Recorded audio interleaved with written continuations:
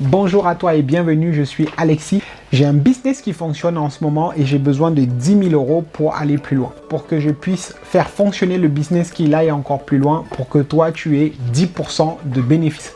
Ça, c'est un challenge qu'a souvent des entrepreneurs pour pouvoir lever des fonds. Peut-être tu es entrepreneur, peut-être tu as besoin à un moment donné que l'on te prête de l'argent pour aller plus loin, mais quels sont les points sur lesquels tu seras challengé? Si tu devais investir dans un business, quels sont les points sur lesquels tu dois te questionner pour savoir si ce business est vraiment viable ou pas? C'est donc la deuxième partie de la vidéo sur le capital, parce qu'on a bien vu dans la première vidéo qu'il ne fallait pas emprunter pour démarrer une activité, mais pour aller plus loin, pour monter de niveau, on est obligé de passer par une phase de capitalisation. Et donc dans cette vidéo, je t'explique comment réussir à lever des fonds, à lever des fortes sommes même pour faire avancer ton business. Donc reste bien jusqu'à la fin de cette vidéo parce que je vais te partager 3 critères sur lesquels les investisseurs, les banques, toutes les entités, tous les organismes auprès desquels tu peux lever des fonds vont te challenger pour savoir s'ils investissent ou pas dans ton business. C'est parti!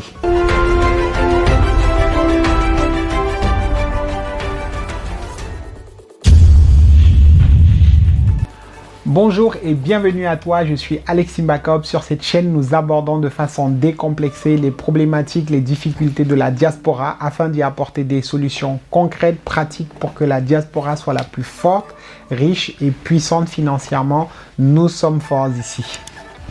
Comme je te disais en introduction, je souhaite partager avec toi 3 facteurs sur lesquels tu seras challengé en tant qu'entrepreneur pour savoir si on doit injecter de l'argent dans ton business ou pas. Quel que soit ton niveau aujourd'hui, actuellement, tu as peut-être besoin qu'on te prête de l'argent pour faire prospérer ton business, pour faire prospérer ton projet.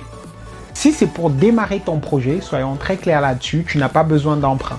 Si tu veux vraiment commencer, lancer les premiers pas dans ton business, je te déconseille d'emprunter parce que tu vas te mettre un stress, tu vas te mettre dans des problèmes, des difficultés que tu ne pourras pas résoudre parce que tu n'as aucune assurance de la réussite de ton business. Si tu es vraiment sur les premiers pas de ton business, démarre avec le petit peu que tu as et lorsque tu auras éprouvé ton business, que tu sauras que ton business fonctionne, alors tu pourras aller solliciter des investisseurs, solliciter des organismes, solliciter des banques pour lever des fonds.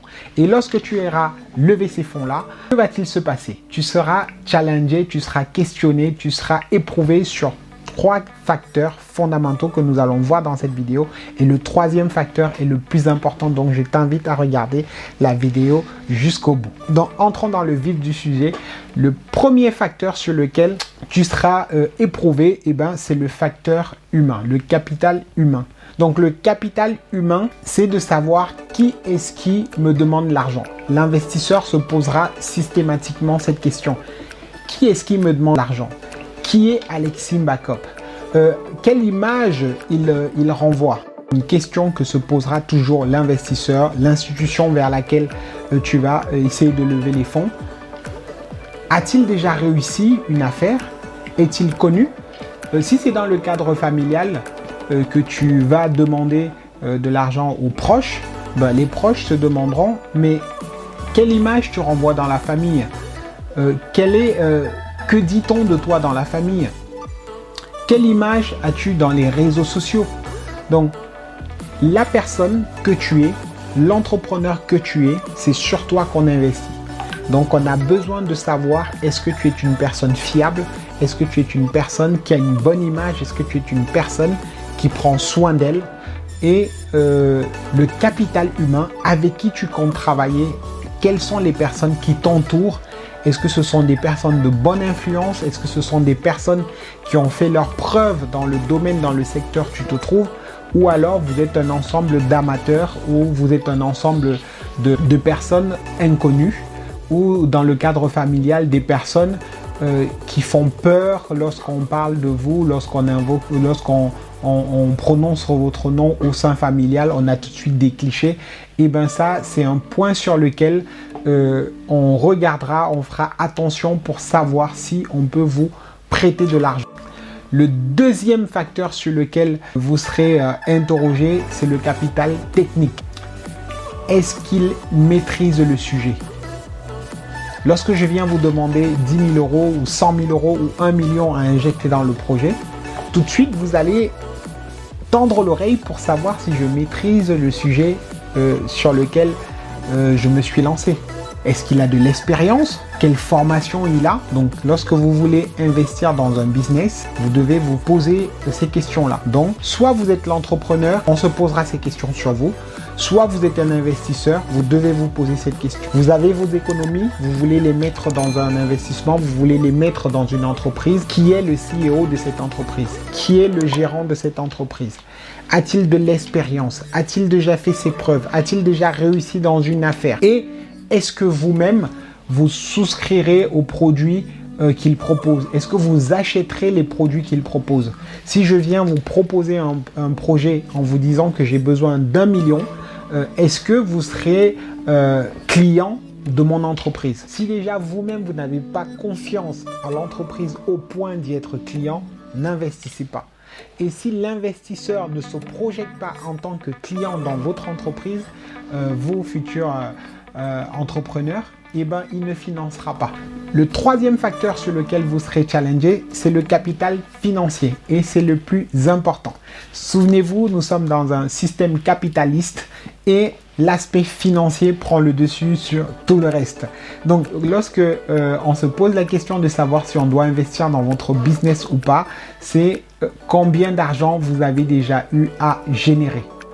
Même si vous êtes parti de peu, même si vous êtes parti de tout petit, avec un petit capital, il est important que vous prouvez que vous avez gravi des échelons avec ce petit peu et que si on ajoute, si on injecte beaucoup plus d'argent, vous irez encore plus loin et donc vous ferez beaucoup de bénéfices et les investisseurs auront beaucoup d'argent à gagner. C'est là l'essentiel. Et pour montrer que vous avez gravi des échelons, vous devez pouvoir fournir des bilans comptables.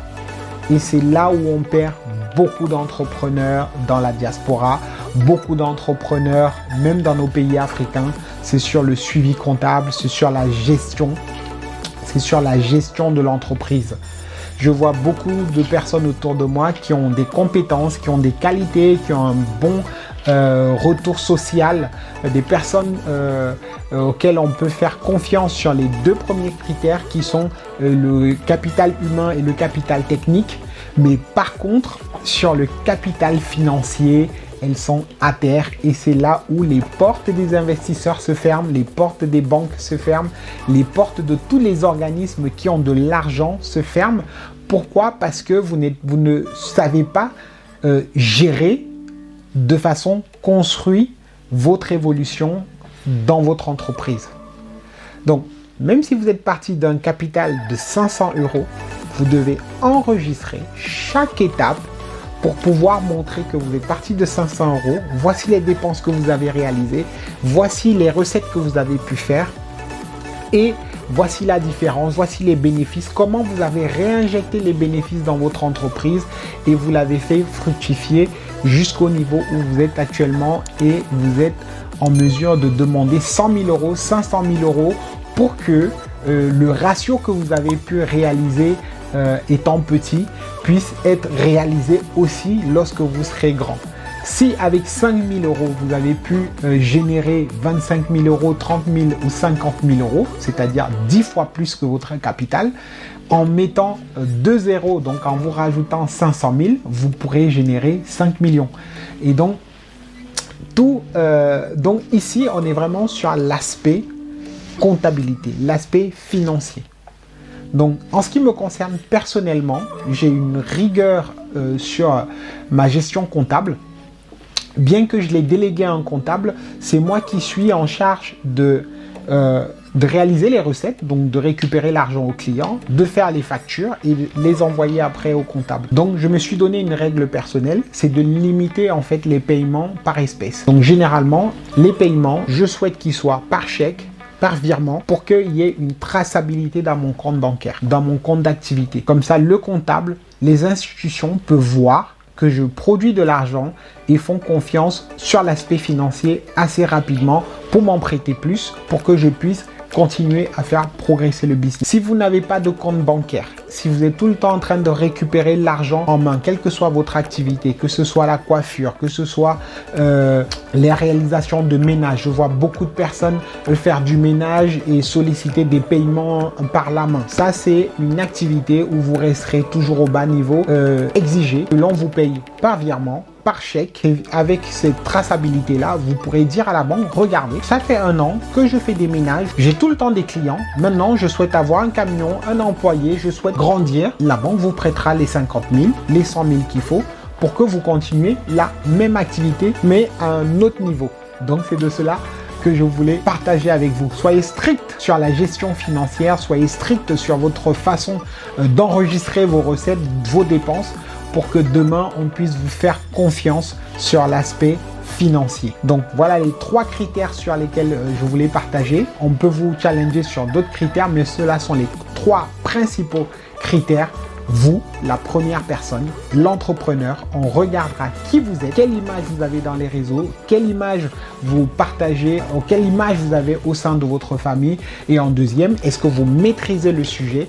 Et en troisième, est-ce que vous savez gérer de l'argent pour le faire multiplier? Donc, dites-moi en commentaire ce que vous pensez, sur quel point on peut encore challenger un investisseur, challenger un entrepreneur, ou sur quel point vous questionnerez une entreprise avant de savoir si vous y mettez votre argent. Je serai ravi de vous répondre et de discuter sur ce sujet-là. Je vous dis, si ce n'est pas encore le cas, abonnez-vous, likez, partagez et puis soyons nombreux sur la chaîne. Je vous dis à bientôt pour la prochaine vidéo. Nous sommes forts ici.